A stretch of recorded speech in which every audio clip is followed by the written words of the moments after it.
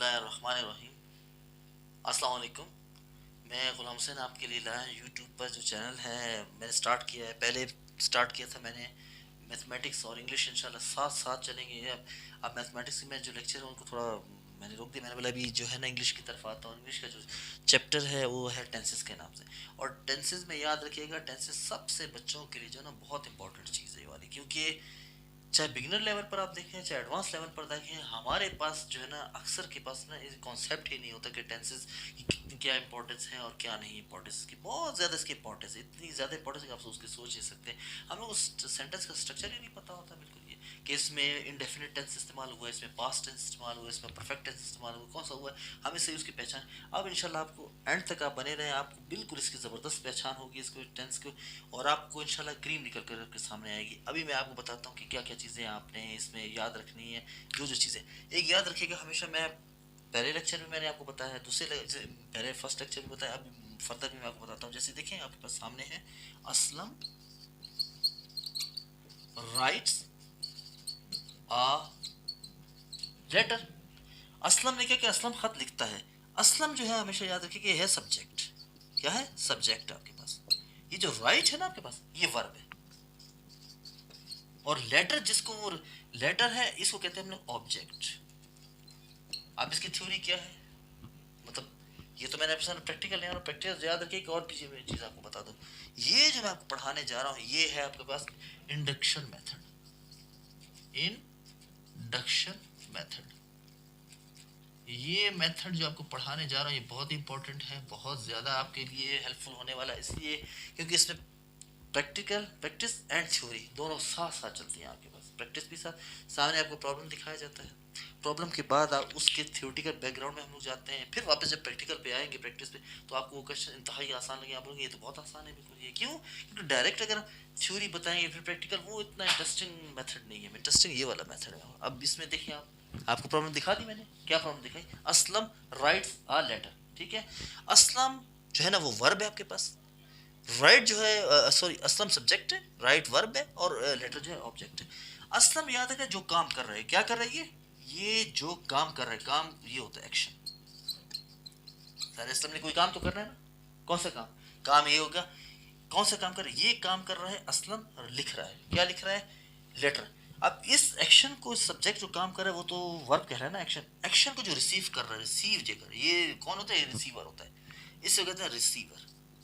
Receiver, इसको कहते हैं रिसीव।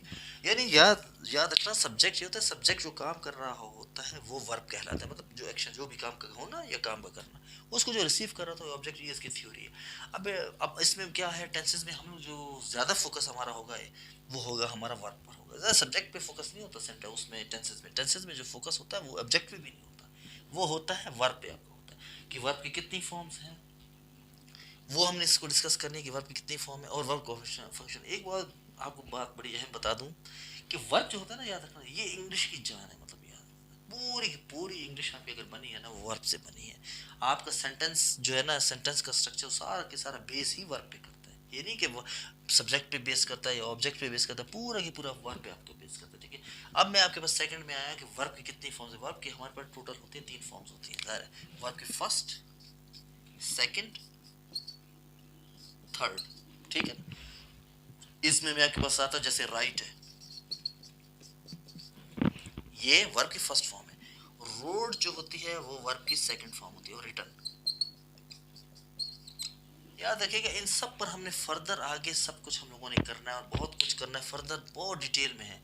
ये इतनी डिटेल में है कि जब आप वीडियो को बिल्कुल एंड तक देखेंगे और जब आप खुद देखेंगे आपको बहुत कुछ नॉलेज इसमें मिलने वाला है, ये याद रखिएगा। ठीक है, अब मैं आपके पास चलने जा रहा हूँ इसके पास कि हमारे पास जो सबसे पहला टेंस आता है वो आता है आपके पास प्रेजेंट इंडेफिनिट टेंस। उसका क्या स्ट्रक्चर है, क्या उसकी डिटेल है, वो मैं अभी आपको बताने जा रहा हूँ। कि हमारे पास जो सबसे पहला टेंस स्टार्ट हो रहा है वो है आपके पास प्रेजेंट इंडेफिनिट टेंस। प्रेजेंट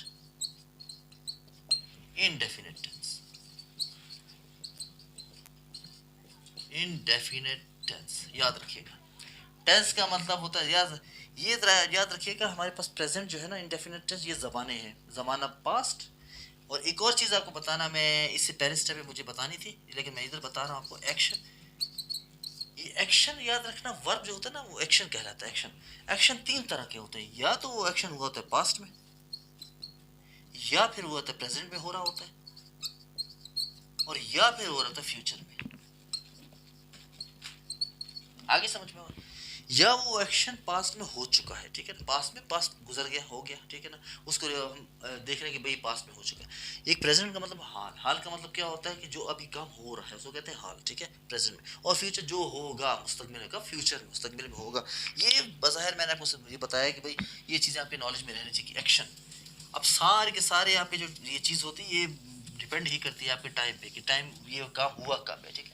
अब इसमें एक और बात है, सबसे इंपॉर्टेंट चीज़ जिस पे हम पूरी चीज़ को हम बेस बनाएंगे वो चीज़ होगी स्ट्रक्चर।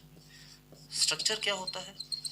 स्ट्रक्चर आपके पास होता है, याद रखिएगा, पहले आता है, सबसे पहले आएगा सब्जेक्ट, ठीक है, सब्जेक्ट सबसे पहले आना है, प्लस वर्ब की फर्स्ट फॉर्म, पूरा वी मैं पूरा लिखता हूँ, मतलब वर्ब की फर्स्ट फॉर्म, इसको कहते हैं फर्स्ट फॉर्म, ठीक है, first form verb plus S oblique S, ये इसका स्ट्रक्चर है।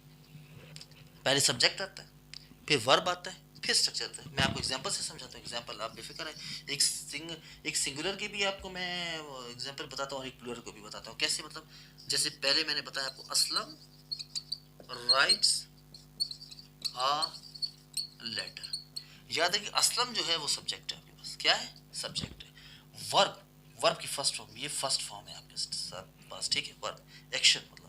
इसके बाद आपके पास जो एस सी एस है तो वो ये इसको ये एस सी एस इसके साथ है, उसे स्ट्रक्चर में याद है कि ऑब्जेक्ट से हमारा लेना देना नहीं, हमने स्ट्रक्चर पढ़ना, स्ट्रक्चर कौन सा, सब्जेक्ट प्लस वर्ब की first form plus S C S, ये सारा के सारा आपके पास चलेगा, पूरा एंड तक चलेगा, मतलब ये स्ट्रक्चर जितने हम सेंटेंसेस में आपको करवाऊंगा आपको देखिए। जैसे असलम है, अब मैं सिंगुलर का बनाया ना, ये एक प्लूरल को भी बना देता हूँ। प्लूरल कौन सा है, आई राइट अ लेटर।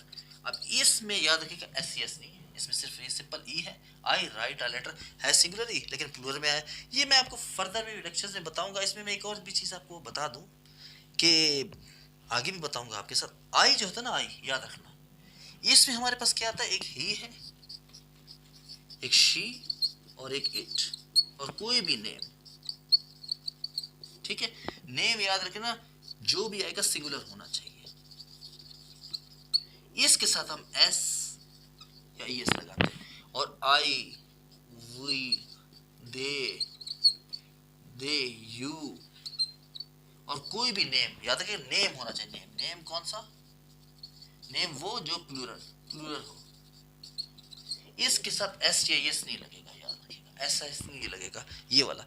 और आई के साथ याद रखिएगा, आई के साथ मैं एक और आपको बात बता दूं, आई के साथ जो अगर ये आ गया हमारे पास, याद रखिएगा, आई के साथ हमेशा लगता है एम, ये आई के साथ लगता है वास। ये किस में, ये सिंगुलर में, या तो सिंगुलर में आपके पास आई के साथ ये लगेगा, ठीक है, हमेशा। और ये याद रखिएगा कि आई के साथ हमारे पास एक और बात बता दूं, आई जो होता है हमेशा, आई मुझे पता है ये सिंगुलर प्लूरल में होता है ना आपके पास, जो सिंगुलर तो नहीं होता। आई के साथ आना क्या चाहिए, हैज आना चाहिए ना आपके पास, आई के साथ हैज आना चाहिए, नहीं आता। आई के साथ आता है हैव। इस तरह आई के साथ हमारे पास डज आना चाहिए, डज नहीं आता आपके पास, डू आता है। और आई के साथ राइट्स आना चाहिए ना, नहीं आता, राइट आता है। ये याद रखिए कि बहुत सारी इसमें कॉम्प्लिकेशंस है, बहुत सारी चीज़ें हैं जो स्टेप बाय स्टेप जो है ना हम लोग फर्दर जब लेक्चर में आपको डिटेल देता जाऊंगा, साथ साथ मैं आपको कॉम्प्लिकेशंस भी बताता जाऊंगा, साथ उस कॉम्प्लिकेशन को सिंपल भी करता जाऊंगा। और एक याद रखिएगा कि मैंने आपको पढ़ाना है, जो टेंसेस वगैरह है या जो भी इंग्लिश टॉपिक मैं आपको बताऊंगा वो कॉन्सेप्चुअली पढ़ाऊंगा, कॉन्सेप्ट आपको क्लियर करूंगा, ये एंड तक, ये मेरी आपसे इंशाल्लाह कमिटमेंट है, आप बेफिक्र रहें। बस ये वीडियो भी बहुत लंबी हो रही है क्योंकि इसमें बहुत टाइम लग रहा है, ठीक है। अब इंशाल्लाह नेक्स्ट वीडियोज़ में मज़ीद मैं आपके पास लाऊंगा चीज़ें, ठीक है ना। तब तक इजाज़त, अल्लाह हाफिज़।